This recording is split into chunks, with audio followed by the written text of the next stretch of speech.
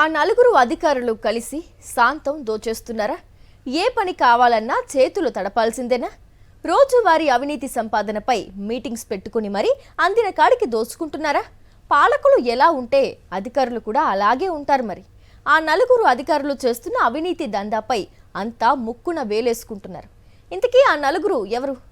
Greater Visakhapatnam municipal corporation smart సిటీగా జీవీఎంసీకి ప్రత్యేక గుర్తింపు ఉంది. అలాంటి సంస్థను అవినీతి జలగలు పట్టి పీడిస్తున్నాయి. ఏ పని కావాలన్నా చేయి తడపాల్సిందే, లేదంటే కాళ్లు అరిగేలా తిప్పిస్తారు. జీవీఎంసీ పరిధిలో ఈ విషయం ఎవ్వరిని అడిగినా చెబుతారు. కుళాయి కనెక్షన్ నుంచి ఇంటి నిర్మాణ అనుమతి వరకు, కాంట్రాక్టు పనుల కేటాయింపుల నుంచి బిల్లుల చెల్లింపుల వరకు అన్ని పనుల్లో కప్పం కట్టాల్సిందే. నిన్న మొన్నటి వరకు కూటమి పాలక మండలి సభ్యులు జీవీఎంసీని పీల్చి పిప్పి చేస్తే ఇప్పుడు అధికారులు కూటమి నేతలను మించి అవినీతికి పాల్పడుతున్నారనే ఆరోపణలు వినిపిస్తున్నాయి. జీవీఎంసీలో కొంతమంది అధికారులు పరిపాలనను పూర్తిగా గాలికి వదిలేశారు. నగర అభివృద్ధి, పారిశుధ్యంపై దృష్టి పెట్టకుండా పూర్తిగా లంచాలు మేసే పనిలో పడ్డారంట. మరీ ముఖ్యంగా నలుగురు అధికారులు ఓ కోటరీగా ఏర్పడి అందిన కాడికి దోచుకొని అందులో కొంత బిగ్ బాస్ కు ఇస్తున్నారన్న ఆరోపణలు బలంగా ఉన్నాయి. ప్రతిరోజు స్మార్ట్ సిటీ మీటింగ్స్ పేరుతో సమావేశమై అవినీతి సంపాదనను పంచుకుంటున్నారని జీవీఎంసీ వర్గాలు కోడై కూస్తున్నాయి. ఆ నలుగురు అధికారుల్లో ఇద్దరు కమిషనర్ కింద స్థాయి అధికారులు కాగా, మరో ఇద్దరు పట్టణ ప్రణాళిక విభాగానికి చెందిన అధికారులంటూ జోరుగా ప్రచారం సాగుతోంది.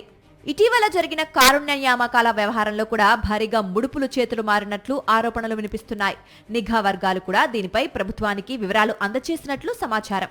జీవీఎంసీ పరిధిలో కాంట్రాక్టులు కావాలన్నా, బిల్లులు పొందాలన్నా ఆ నలుగురిని సంప్రదిస్తే పనైపోతుందనే టాక్ సర్వత్రా వినిపిస్తోంది. విశాఖపట్నం మున్సిపల్ కార్పొరేషను కూటమి రాజ్యంలో పూర్తిగా అవినీతిమయంలోకి కూరుకుపోయింది. ప్రతి పని జరగాలంటే కాసులు ఇవ్వందే ముందుకు వెళ్ళలేనటువంటి పరిస్థితి. ఆ స్థితికి చంద్రబాబు నాయుడు కూటమి ప్రభుత్వం మున్సిపల్ కార్పొరేషన్ దిగజార్చింది.